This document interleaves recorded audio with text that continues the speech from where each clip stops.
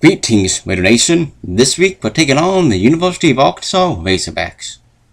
Now last year, I was really hankering for some bacon. I really wanted some bacon. But sadly, I did not get any. Which, that's a shame. But this year is different. This year, we will beat Arkansas and I will get the bacon I so desire. For Arkansas, it's not looking too good right now. At first of the season I thought they were going to be the entrance to a gauntlet. But now, not so much. Right now I think the only teams scheduled that are really top class and highly dangerous teams are TCU and Baylor. No more gauntlet, but come on. Arkansas.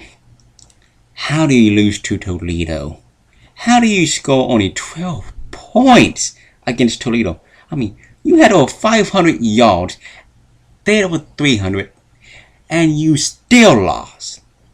That is embarrassing. Why couldn't you at least come back in that game and win it and give us the first loss? Come on, think of us. We deserve to beat you first, not Toledo. Toledo's not going well this season, but we have hopes. So you should at least been nice and given us the win first. A big part of the reason why they beat us last year was because they controlled the game clock and ran down our throats for about 486 yards. 438 yards. Yeah. They controlled the clock for about 40 minutes. Sure, UTEP also had 40 minutes on the clock, but UTEP didn't have that many plays comparatively. Arkansas had about 68 and UTEP about 36. So, it wore our defense by the time the fourth quarter were about. We couldn't stop them at all. It was semi-close beforehand. So Arkansas was in control, but we were still ended by a touchdown. But that fourth quarter, our defense was too tired to stop them. So, hopefully our defense improved enough that we can not allow them to get that many plays off. I don't mind them having 40 minutes in the game clock so long as they don't have so many plays. If we have to come back from behind against this team in the fourth, we might as well let's pack our bags because it's going to be next to impossible to come back. We need to control the game from the beginning. We cannot waste possessions at all. And our defense has been doing a pretty good job at forcing turnovers. Needs to force a lot against this team. And on offense, when we get turnovers, we need to score on them. Because last year we got turnovers, we did nothing with them. But when they got turnovers, they scored. So turnovers could be a big factor on who wins this game. Like any game, but Arkansas is a team that can really take advantage of turnovers, and if we don't watch ourselves, we could easily get behind by a lot of points.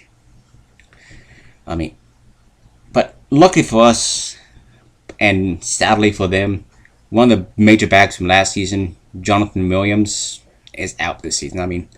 I feel sorry for him. It sucks for him not being able to play, but I'm just glad we only have to worry about one dangerous back with Alex Collins, who is not having the best season so far this year. He hasn't really had a big showcase game. His best running game was against UTEP, and our back down in Washington had more yards and less carries than him, so he really hasn't broken through this year, which could be due to all the pressure being shifted on him instead of split between the two backs. So maybe that's why they're not performing that great this year, winning the ball so much.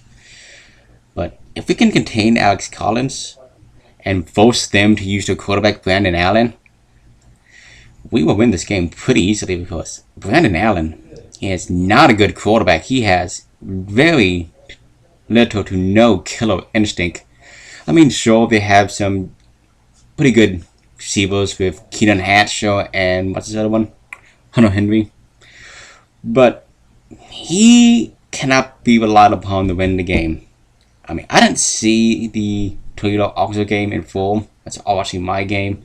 and all the repeat showings all at 2 a.m. or 6 a.m. and fuck that, I'm not staying up that late waking up early to watch the game.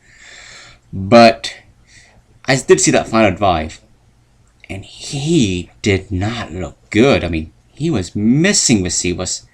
I mean, at one point, I think I hit the upright at one point. I mean, you made it to the red zone, yet you couldn't score against a Toledo secondary.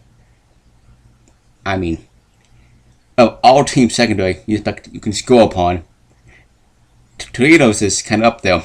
I mean, sure, Brandon Allen had a pretty good time against UTEP's secondary, but as we all know, UTEP has no secondary.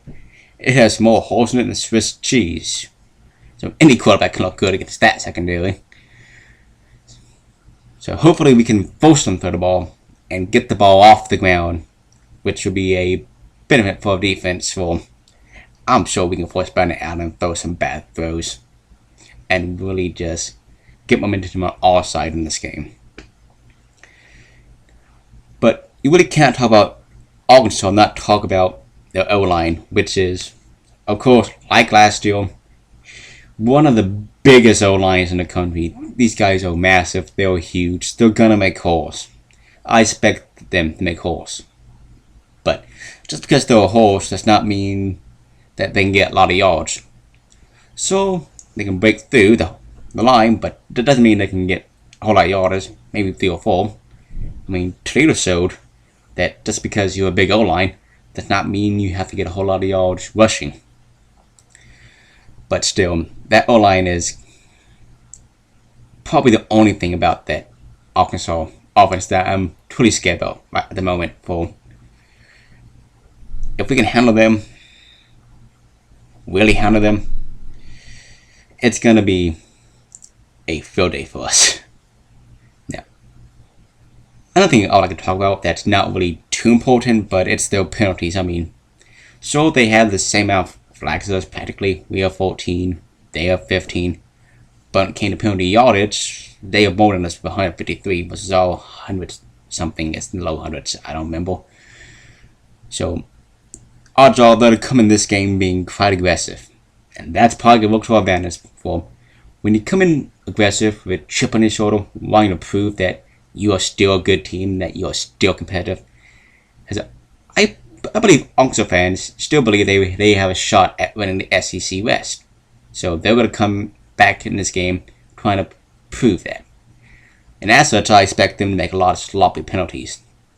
And it's going to work to our advantage quite well. For we have been cutting back on penalties as time's gone by this past 2 games. So I'm looking forward to see how disciplined we can be. For if we can remain disciplined, because they're going to make a lot of mistakes. They are.